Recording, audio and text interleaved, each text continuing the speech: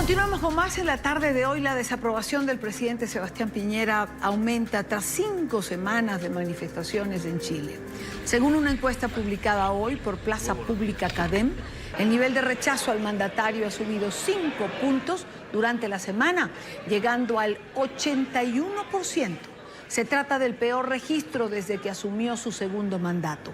La encuesta realizada entre el jueves 21 y el viernes 22 de noviembre también refleja una baja aprobación del gabinete del presidente Piñera. Muy buenos días. Quiero darle la bienvenida cuando son las 5:37 minutos, hora costa este de los Estados Unidos, hora Quito, en Ecuador, Alexis López Tapia. Él es investigador científico, histórico y director de rutas de nuestra geografía sagrada y también energía alterna. Señor Alexis, bienvenido. Muy buena tarde para usted. Muy buenas tardes para ustedes también y muchísimas gracias por esta oportunidad de conversar con el canal y con la audiencia, por supuesto. No, gracias a usted por atendernos. Estuve viendo un video que ha circulado en redes donde usted explica lo que ha venido ocurriendo en Chile. Por demás interesante, y quería conversar en relación a eso. Usted decía que Chile ha venido siendo atacado a través de un modelo que se denomina revolución molecular disipada, que es un modelo que habría sido creado por Félix Guattari. ¿Usted nos quiere explicar de qué se trata esto? El modelo de revolución molecular disipada, que efectivamente uno de los autores es Félix Guattari, pero también está Gilles Deleuze, está también Foucault y otros autores de la deconstrucción, que es el modelo filosófico bajo el cual se desarrolla este sistema revolucionario, implica que en comparación a las revoluciones del pasado, donde tú tenías una figura pública, por ejemplo un Robespierre en la Revolución Francesa, que era una cara visible, en este modelo de revolución molecular disipada no tienes un interlocutor, porque no hay una cabeza visible, no hay una sola persona o un grupo particular al que se le pueda adjudicar en la ejecución de la revolución. Y efectivamente en Chile, a contar del 18 de octubre pasado, hemos sido víctimas de un ataque de este modelo que comenzó con la evasión, esto es, el saltar los torniquetes del metro de Santiago, de estudiantes, bajo una consigna que era de la evasión a la insurrección, que es una consigna de manual, literalmente está en la portada de uno de los libros de Deleuze, un estudiante saltando un torniquete, que implicaba el ponerse en desacato a la autoridad para de allí escalar hacia una insurrección generalizada en el país. Entonces, los últimos 36 días Chile se ha visto sistemáticamente atacado en su infraestructura de transporte. Numerosa cantidad de las estaciones de metro de Santiago fueron atacadas, vandalizadas y quemadas, por ejemplo, incendiadas. El transporte público ha sufrido lo mismo. Hemos tenido cortes de carretera, incendios en edificios públicos, incendios en locales comerciales como sus grandes supermercados e incluso anoche un gigantesco incendio en una planta de producción química. Ahora, ¿qué busca la aplicación de este modelo? Es decir, ¿hacia dónde pretenden ir o llegar? En el caso chileno, yo diría que los objetivos estratégicos a corto plazo eran muy claros. Uno, que usted lo acaba de mencionar en la aprobación del presidente de la República, era lograr el derrocamiento por la fuerza o bien la dimisión, la renuncia al cargo o la destitución, que también se ha avanzado en eso en el Parlamento, del presidente de la República, Sebastián Piñera.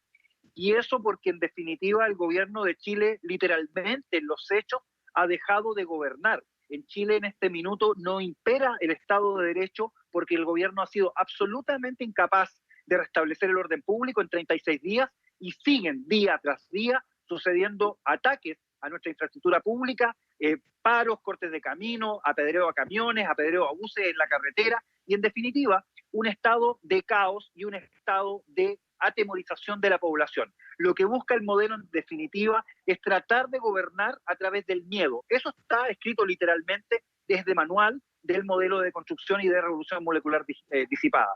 Luego, el segundo objetivo estratégico de esta revolución era obligar a los chilenos a tener que aceptar que se nos imponga el ir hacia una asamblea constituyente, Una asamblea constituyente que ya en el pasado gobierno de Bachelet había sido intentada de imponer, pero que no triunfó porque simplemente en Chile a la gente no le importa y no le interesa tener una nueva constitución, pero en este caso, vía la presión a través de la violencia, se ha logrado que la clase política, como una respuesta a la llamada demanda de la calle, conceda que vayamos hacia una nueva constitución, que una de sus posibilidades es que sea una asamblea constituyente. Ahora, antes de entrar en quién está detrás de todo esto, que es como lo elemental después de hablar de la manera que se está atacando, con qué modelo, qué se busca, antes quiero preguntarle, ¿por qué el Estado no ha podido recuperar, por qué el gobierno del presidente Piñera no ha podido recuperar el Estado de Derecho? Es decir, lo que hemos visto es que ha cedido ante todo, que no hay instrumentación de la justicia, que no hay procesos contra las personas que han destruido más de 80 estaciones de las 136 estaciones del metro de Santiago de Chile. Es decir, ¿por qué ha fallado el gobierno en esto? Yo lo primero que quisiera decir es que creo que es primera vez en la historia de Chile que ocurre una situación como esta y el Estado en su conjunto no estaba preparado y la inteligencia del Estado tampoco anticipó lo que ha venido ocurriendo. Esos son dos fallos fundamentales. Como es un hecho histórico y no tiene precedentes, no había herramientas de respuesta ante el fenómeno. Entonces, ha sido extremadamente errático el manejo del gobierno. Yo creo que la tesis central que han tratado de manejar todo este tiempo es que esta cosa iba a parar sola. Esa es la tesis que nosotros hemos escuchado de los asesores del presidente. Entonces, la verdad es que es un modelo que no se detiene y no cede, porque primero no tiene nada que perder, sino que tiene todo que ganar. De hecho, el objetivo del modelo es ganar, hacerse del poder político de la nación. Entonces, efectivamente, frente a eso, ellos no tienen nada que perder. Y en segundo lugar, porque más allá de la destrucción de lo que acaba de mencionar, las estaciones de metro o buses o las carreteras o casi todas las plazas de las dos ciudades más importantes de Chile hoy día, la capital Santiago de Chile y la segunda ciudad en importancia Concepción, tienen su centro histórico absolutamente destruido. En el caso de Santiago en torno a la Plaza Italia y en Concepción toda la plaza completamente destruida. Se han saqueado locales hasta 12 veces ahí en ese lugar. Y lo que eso importa es el cese de la normalidad en el país. Lo que busca el modelo básicamente es que la gente deje de tener una vida normal y pase a vivir en un estado de crisis y caos permanente. Y a propósito de esa crisis y caos, los incrementos en la violencia conducen inevitablemente, por ausencia del Estado, a una fase de saturación donde el Estado de Derecho simplemente ya no opera más y la gente tiene que empezar a defenderse por sí misma y caemos entonces en una guerra civil o conato de guerra civil. Bueno, es el caos absoluto, pero ¿quién está detrás de esto? Es decir, ¿quién gana con una guerra civil? ¿Quién gana con esa situación de caos? Acá hay que distinguir que tenemos sectores subversivos que son diferentes. Tenemos sectores que legítimamente, sectores políticos y de la ciudadanía que están demandando cambios sociales, porque efectivamente el modelo económico chileno en 30 años, en buena parte de ello administrado por la que hoy es oposición en el país, han generado una gran desigualdad, si bien el país en su conjunto ha tenido un mayor crecimiento que en toda la historia anterior de la República. Pero ese grado de desigualdad es efectivo y por ende la demanda social es absolutamente legítima. Pero sobre esa demanda social y aprovechándose de ella está el modelo insurreccional que lo que busca es implementar un nuevo sistema político en el país a propósito de esta llamada Asamblea Constituyente, que lo que pretende en la base fundamental es instalar un modelo del tipo bolivariano en Chile, que es otro modelo de característica democrática dictatorial, que es como se conoce ese tipo de sistema. Claro, pero hay que aclarar una cosa, señor López.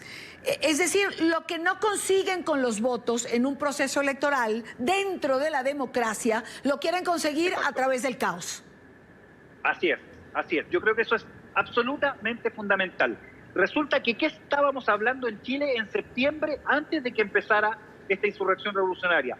Se estaba anunciando que el país, después del desastroso gobierno de Bachelet en términos económicos, comenzaba nuevamente a repuntar en términos económicos. Entonces, para la izquierda internacional y particularmente para los sectores del chavismo, Esto era una muy mala noticia porque significa que hay países que son capaces de salir adelante y llegar al desarrollo aplicando políticas neoliberales. Bueno, si bien el neoliberalismo ya señalé que genera gran inequidad cuando se aplica mal, como en el caso chileno, por otra parte también demuestra que los gobiernos de carácter chavista o socialista en general son fracasos desde el punto de vista económico. En segundo lugar, Chile firmó el TIAR junto con otros países del continente, que era la posibilidad de que en su conjunto los países democráticos pudieran hacer uso de la fuerza contra países que violaran los derechos humanos y no fueran democráticos. El caso de Venezuela y, por supuesto, el caso de Cuba. Y finalmente, nuestro presidente le dio apoyo a Guaidó, este presidente, digamos, alternativo del gobierno venezolano, y yo creo que en parte la respuesta de Venezuela ha sido instalar esta revolución molecular disipada en el continente. Basta ver un video que está circulando de Hugo Chávez paseándose hace unos meses atrás en la Plaza Roja, donde él se jacta de haber logrado el apoyo de Putin para su calendario de actividades en Sudamérica el 2019 y 2020. De Nicolás Maduro. Esto de todos modos, y con esto termino, sí. Esto tenemos que probarlo, porque tenemos que encontrar a los agentes que están operando en Chile. Pero ya en Bolivia se encontró a gente del chavismo que estaba entregando dinero en las calles y por eso se los expulsó del país, y Bolivia cortó relaciones con Venezuela y con Cuba inmediatamente, cosa que Chile debiese hacer ahora.